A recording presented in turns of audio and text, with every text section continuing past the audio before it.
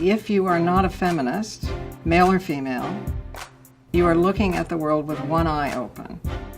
You need to open both eyes and see the whole world to solve almost any problem. I have a confession to make. Before diving headfirst into this project, my knowledge about feminism is pitiful at best.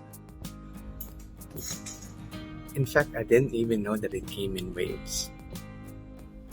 All I knew was there is inequality between the two genders, and that there are people on both sides who are striving to do right by women. To increase awareness about feminism, the professor in my Theories of Multimedia class thought it would be a good idea for us to create a short video about the movement. However, instead of just focusing on feminism, this video will also touch upon the role that the media played in representing, or in some cases misrepresenting, the values and goals of the feminist movement. As we discuss the 4 waves of feminism in this video, we will look at the most prominent forms of media used during each wave, how women are portrayed in the media at the time, and how media helped change the narrative about women in their continued pursuit of an egalitarian society. It is thought that the first wave of feminism began between the mid-19th and early 20th century. Among other things, suffrage, or the right to vote in political elections, was at the center of the first feminist movement, which primarily comprised of middle-class white women. As you can imagine, this did not sit well with African American women who felt like they were not afforded the same representation and rights as their Caucasian counterparts. This prompted Sojourner Truth to deliver an extemporaneous speech during the Women's Rights Convention in 1851, which would later be called Ain't I a Woman? Truth's impassioned speech gained notoriety thanks largely to its publication in various newspapers, which was the main mode of information dissemination during that era. Newspaper and other forms of text-based media also played a huge role in spreading the word about feminism.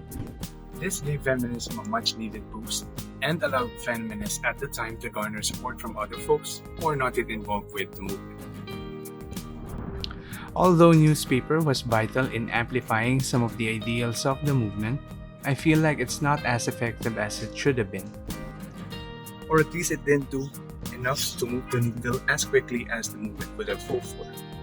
And although there are various factors at play here, I think that the effectiveness of newspaper was hampered by these 3 following things. As an indication of how underwhelming the newspaper was as a tool for feminists, it wasn't until 1860 that the movement scored its first notable victory in the form of the Married Women's Property Act.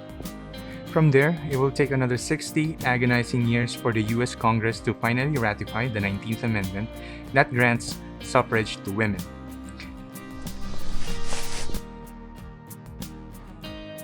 But equality means assertion of the personhood of women in society. Doesn't mean end of marriage, end of motherhood, and certainly doesn't mean down with men. Armed with the ability to vote and the right to manage their wealth under their own name, feminists are now ready to take on bigger challenges that has been plaguing them since time immemorial. Some of the agenda that the movement pursued during this wave include, but are not limited to, domesticity, reproductive rights, and putting an end to the discrimination that women face in school, workplace, and other areas. Compared to the previous wave, second wave feminists were able to accomplish more in a significantly shorter amount of time. Within a span of around 2 decades, which started in the early 60s and ran until the 1980s, the movement was able to put enough pressure to the government to enact policies that would address some of the issues that women face in the society at the time. This unprecedented success was mainly attributed to the ideas and philosophies of notable women such as Simone de Beauvoir, Betty Friedan, and Gloria Steinem. Through their published works and their succeeding involvement in the feminist movement, they are not only able to encourage more people to join the cause, but also force the society at large to change its perspective about women. Another important reason behind the success of second-wave feminists is the evolution of media. In addition to text-based media, which were the only form of media that were widely available to their predecessors, feminists now have access to radio and television. These two new forms of mass media, particularly the latter, allowed feminists to reach more people and deliver their message more effectively. Unsurprisingly, this caused a paradigm shift, and it didn't take long for everyone to notice it. Women are no longer confined to the stereotypical housewife function, both in their portrayal in films and in the real world. Instead, they are taking on bigger and more important roles that were previously thought to be impossible in a male-dominated society.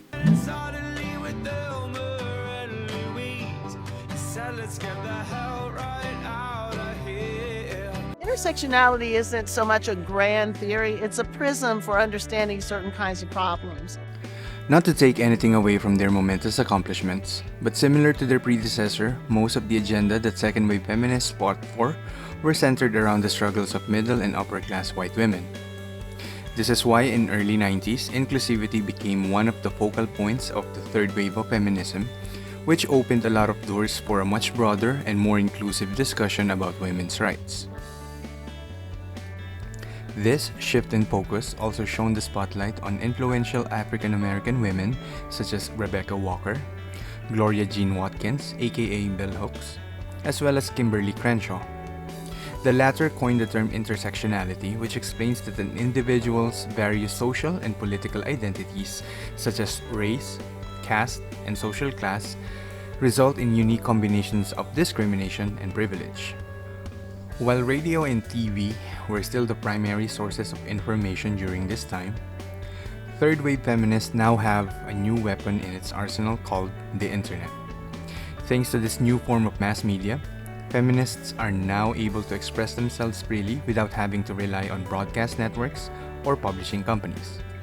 The internet, in conjunction with burgeoning social media platforms, also allowed for faster exchange of information and correspondence with other feminists from other parts of the world. This allowed the movement to organize international events such as Slut Walk, as well as expand its understanding of struggles that women face outside of the Western Hemisphere through websites and blog posts. I was appointed as Goodwill Ambassador for UN Women 6 months ago. And the more I've spoken about feminism, the more I have realized that fighting for women's rights has too often become synonymous with man-hating. This has to stop.